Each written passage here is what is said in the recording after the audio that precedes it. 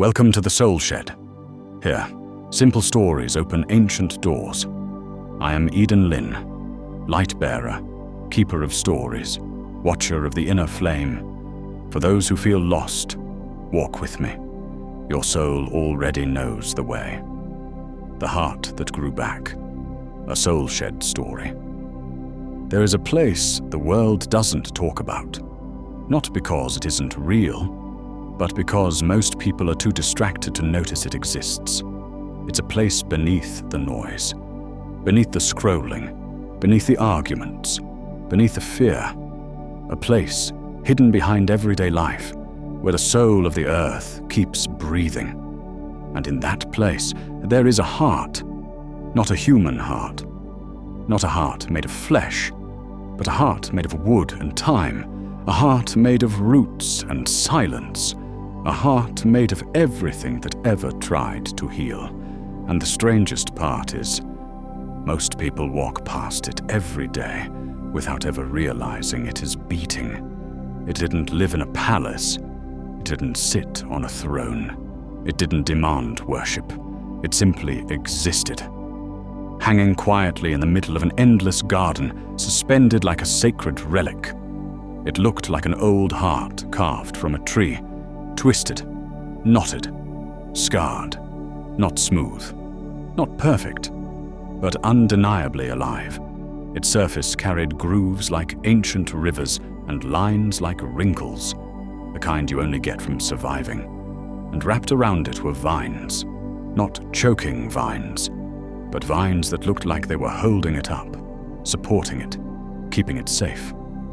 As if nature itself had decided, this heart has suffered enough. Now we will carry it. The vines didn't grow randomly. They grew like they had purpose, like they were intelligent, like they knew where to go. And every vine carried something different.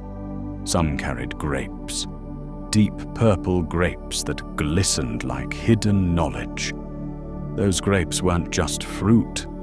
They were joy that returned after sorrow. They were the sweetness you taste only after you've gone without it for too long. They were proof that life can still offer goodness, even after pain. Some vines carried ivy, ivy that clung with loyalty, winding itself around everything. That ivy was memory, the kind of memory that refuses to disappear, the kind of memory that says, I will not leave you, even if you try to forget. And then there were flowers. So many flowers. More than anyone could count. There were roses. Not soft pink roses only, but red roses too. Bold ones. Strong ones. The roses were love, not the fantasy kind. Not the fairy tale kind. The kind of love that stays when things get ugly. The kind of love that still shows up even when the heart is exhausted. There were yellow flowers too, bright and loud, like tiny suns. Those were moments of laughter, small sparks of happiness that survive even in dark years. There were strawberries near the bottom, like gifts scattered at the roots. Those strawberries were innocence, the parts of you that were once pure, playful and open, the parts that got hurt early, but somehow didn't die. And there were pale flowers, soft ones, almost ghost-like.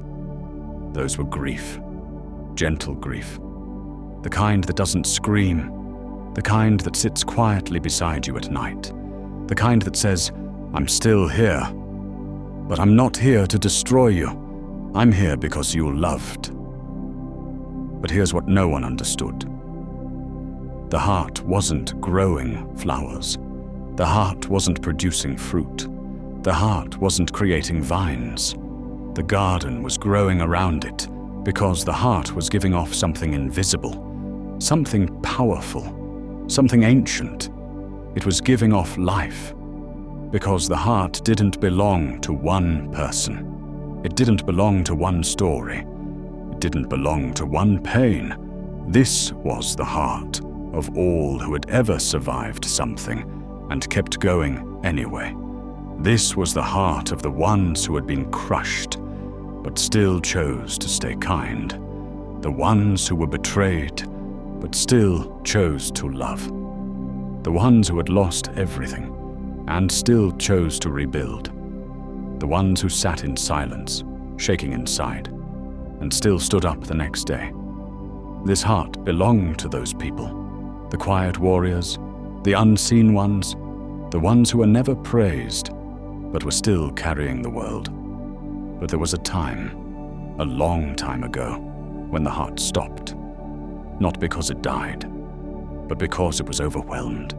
The world had become too heavy, too loud, too cruel, too fast.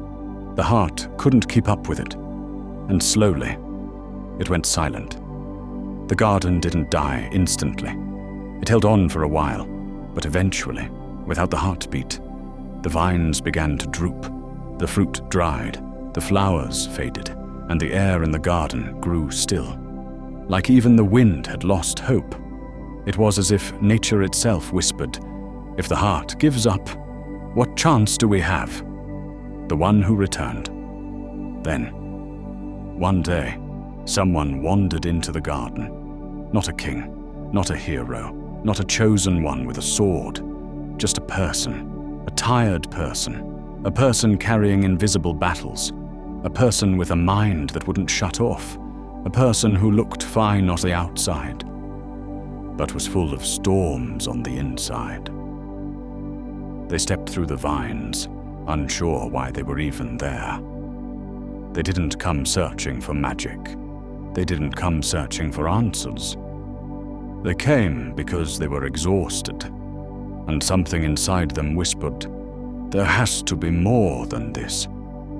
And when they saw the heart, they froze, because they recognized it, not logically, not with their brain, but with their soul.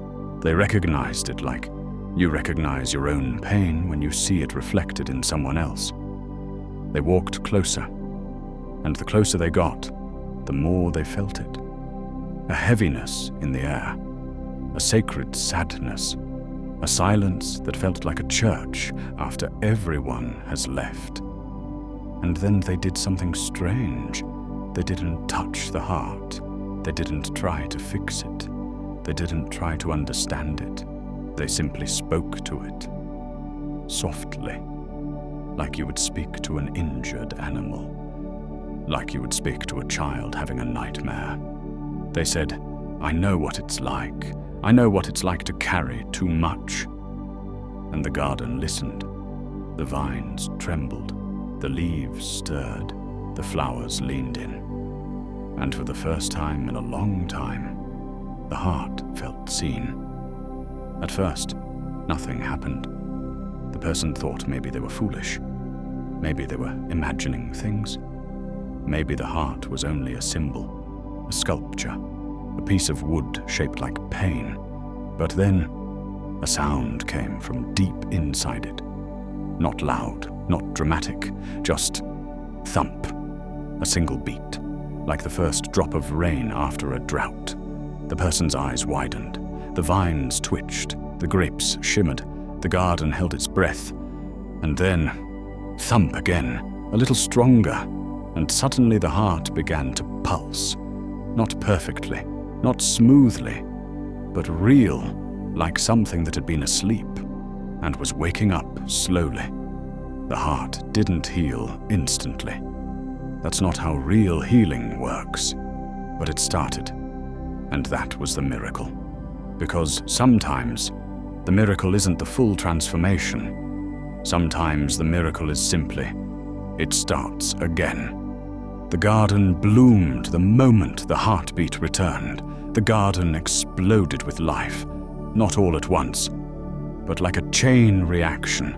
The vines grew brighter, the roses opened wider, the strawberries turned red again, the grapes fattened and sweetened. The ivy wrapped itself around the heart, not as a cage, but as protection, like the garden was saying, "We will not let you go silent again." And the heart beat on, not for the garden, but for the person standing there. Because the person didn't realize it yet. But the heart was not only the earth's heart, it was their heart too, the heart they buried, the heart they numbed, the heart they abandoned in survival mode, the heart they didn't trust anymore, the heart that got bruised so many times it learned to become wood, but now it was beating again, because something had finally happened. Someone had returned to it. The person sat down beside the heart, quietly, no panic, no need to rush, just presence. And the longer they sat, the more they understood that the wooden heart was not a sign of damage, it was a sign of survival. Because wood doesn't rot easily, wood endures, wood holds, wood remembers. And maybe the heart became wood because flesh was too soft for what it had been through. Maybe the heart became wood because it needed to harden just enough to survive. But even wood can bloom. Even wood can carry fruit. Even wood can become a home for flowers. And the person realized something that made tears rise in their eyes. A truth that didn't come from the mind. A truth that came from the deepest part of the soul. They realized, I am not broken. I am becoming. Before the person left the garden, they looked back at the heart one last time. The vines were alive. The flowers were bright. The grapes were heavy with sweetness. And the heart was beating. Not loudly, not violently, but steady. And in that moment, the person understood the message. Not just for themselves, but for anyone who has ever felt numb. Anyone who has ever felt empty. Anyone who has ever felt like their heart turned into stone. The message was this: if you are still here, then your heart is still alive, even if it doesn't feel like it yet. And the garden whispered softly in the wind, a final truth. One that the universe wants every wounded soul to know. A heart can become wood and still grow flowers. And so the heart beat on, not because it had never been hurt, but because it had finally been held. Thank you for listening to The Soul Shed. Until next time, take care of your light. And when it feels dim, come back. We'll be here. Because the soul remembers what the mind forgets.